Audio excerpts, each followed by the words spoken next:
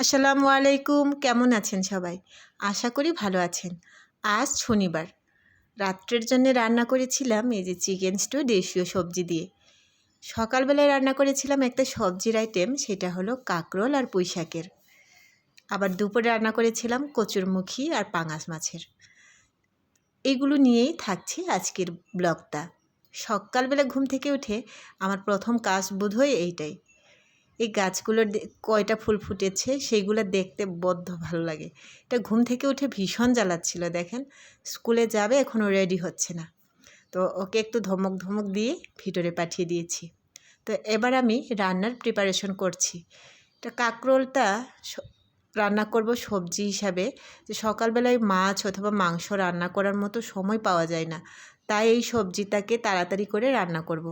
সকালবেলায় যদি এরা স্কুলে কলেজে চলে যায়, স্বামী অফিসে চলে যায়, এদেরকে যদি না খাই আমার যাইতে দিতে হয় বা তরকারি না রান্না করে দেয়, তাহলে আমার মনটা সারাদিন খুঁতখুঁচানিতে থাকে যে বাসায় এরা প্রপারলি খাইতে পারতেছে না। মেয়েটা কলেজে যায়, তার হলো 3টায় ছুটি হয়, তাহলে আস্তে আস্তে তার 4টা 4:30 বাজে। এখন যদি সকালবেলা ওকে খাবার না দিয়ে পাঠিয়ে দেওয়া হয়, তাহলে তার কি অবস্থা হবে ভাবুন তো। এই কারণে চেষ্টা করি সকালবেলায় রান্নাটা প্রপারলি করে ওদেরকে একটু রুচিসম্মত খাবার পরিবেশন করার জন্যে। ছোটো মেয়েটা অবশ্য 12টার মধ্যেই বাসায় চলে আসে, তার তো কোনো সমস্যা নাই। আর হাজব্যান্ড 7টার সময় অফিসে যায়, তারও খাবারের দরকার আছে। তো বাসা থেকে ওদেরকে খাইয়ে তারপরে বাসা থেকে বের করার চেষ্টা করি। আর এই কারণে আমার সকালবেলায় ভীষণ ব্যস্ত থাকতে হয়। তারপরে রান্না বান্না সেরে ওদেরকে খাইয়ে দাইয়ে আবার মেয়ে 2টাকে নিয়ে বাসা থেকে বের হয়ে যাই। একজনকে স্কুলে দিয়ে যাই, আরেকজনকে কলেজের বাসে উঠায় দেওয়ার জন্যে সেই মেন রোড পর্যন্ত যাইতে হয়। তো এইভাবেই হলো আমার সকালটা কেটে যায় ভীষণ ব্যস্ততায়। তারপর 8টার পরে যখন মেয়ে 2টা স্কুলে চলে যায়, হাজব্যান্ড তো আগেই চলে যায়, তারপরে আমি দুপুর 12টা পর্যন্ত সম্পূর্ণ ফ্রি। আর সেই সময়টায় আমি ঘরের যে সমস্ত টুকিটাকি কাজ থাকে সেইগুলা করতে থাকি। ঘর গোছানো বলেন, ঘর ঝাড়ু দেওয়া বা বাড়তি কাজকর্ম যেমন কাপড় ধোয়ার থাকে সেগুলা করা, তারপরে দুপুরে রান্নার প্রিপারেশন করা, রাত্রে রান্নার প্রিপারেশন করা, এইগুলা সেই ফাঁকা সময়টাতে করে থাকি। তারপরে বাচ্চা 12টার সময় চলে আসলে আবার ওর পিছনে একটু সময় দেওয়া লাগে। ছোট মানুষ হয়তো বা ক্ষুধা নিয়ে বাসায় চলে আসে, টিফিন যদিও খাই তারপরেও ক্ষুধা লাগে। তো ওকে একটু ইউনিফর্ম খোলার কাজেও সাহায্য করা লাগে, তারপরে ওকে গোসলে পাঠাতে হয়। তারপরে আবার ওর আছে হলো আরবি ক্লাস, মানে একটা টিউশনি আছে, সে টিউশনিতে আবার নিয়ে চলে যেতে হয়। তো এইভাবেই মোটামুটি আমি ভীষণ ব্যস্ততায় দিনটা পার করি। তারপরে আবার ওকে যে টিউশনিতে দিয়ে তারপরে বাসায় এসে আবার নিজের খাওয়া দাওয়া আছে, গোসল না হয় করে নেই আগেই, তারপরে আবার অন্যান্য কাজকর্ম থাকে, রাত্রে রান্নার প্রিপারেশন থাকে। আবার সেরকম করতে করতে বড় মেয়েটা আবার কলেজ থেকে চলে আসে। তো এই যে এইভাবেই দিনগুলো কেটে যায়। আমি আজকে পাঙাশ মাছ দিয়ে কচুরমুখী রান্না করেছিলাম দুপুরে। তো আমার বাসায় পাঙাশ মাছটা খুব চলে, আমার বাচ্চারা পছন্দ করে, আমিও পছন্দ করি। তো এই জন্যে পাঙাশ মাছটা বেশ খাওয়া হয়। পাঙাশ মাছটা ভুনা খাইতেই পছন্দ করেন অনেকেই, কিন্তু আমার বাসায় তরকারি ঝোল সবই চলে। আমি বাটা মশলা ব্যবহার করছি, আর হচ্ছে পাঙাশ মাছটা একটু ভেজে নিচ্ছি। টুকরাগুলো বড় ছিল, এই কারণে 1 টুকরাকে 2 টুকরা বানিয়ে তারপরে ভেজে নিচ্ছি। বাটা মশলাগুলো দিয়ে আজকের রান্নাটা হচ্ছে পেঁয়াজ আদা রসুন, পেঁয়াজ অল্প ছিল, আদা রসুন বেটেছি, আর এই মাছগুলোকে নামিয়ে নিয়েছি। আবার কচুরমুখীটাকেও একটু ভাপিয়ে নামিয়ে রেখেছি। ভাপিয়ে বলতে কীভাবে করি, গরম পানিতে, ফুটন্ত পানিতে কচুরমুখীটা দিয়ে দেই, 1 মিনিট বা 2 মিনিটের মতো সেইটা পানির মধ্যে রেখে নেড়ে চেড়ে তারপরে নামিয়ে তারপরে হচ্ছে রান্নাটা করি। তো এই যে রেডি করে রেখেছিলাম, মশলা কষানো হয়ে গেলে কচুরমুখীগুলো দিয়ে দিলাম। এই কচুরমুখীটা আমার দারুণ পছন্দের একটা খাবার, ভীষণ ভালোবাসি। কিন্তু এখন আমি এই কচুরমুখীটা খাইতে পারছি না। কারণ হচ্ছে এখানে হলো প্রচুর পরিমাণে কার্বোহাইড্রেট আছে, আর আমার তো ওয়েট লস জার্নি চলতেছে। এই কারণে নিজের পছন্দের খাবারগুলো ইচ্ছা থাকা সত্ত্বেও খাইতে পারতেছি না। মিস করতেছি খুব। কবে যে স্বাভাবিক হব, কবে যে ওয়েট লসটা প্রপারলি করে তারপরে পছন্দনীয় খাবারগুলো খেতে পারবো, সেটা উপরওয়ালাই জানেন। তো মোটামুটি 50 দিন অতিবাহিত হয়েছে আমার ওয়েট লস জার্নির। সলিড কার্বোহাইড্রেট বর্জন করে আছি। তো আর 40 দিন আছে, 40 দিন পরে 90 দিন পূরণ হবে। তারপরে দেখা যাক ওয়েটটা কত কমে, আর তার উপর ডিপেন্ড করে আমার খাওয়া দাওয়াটা কন্টিনিউ করব। এটাই হচ্ছে আমার বলতে পারেন চ্যালেঞ্জ।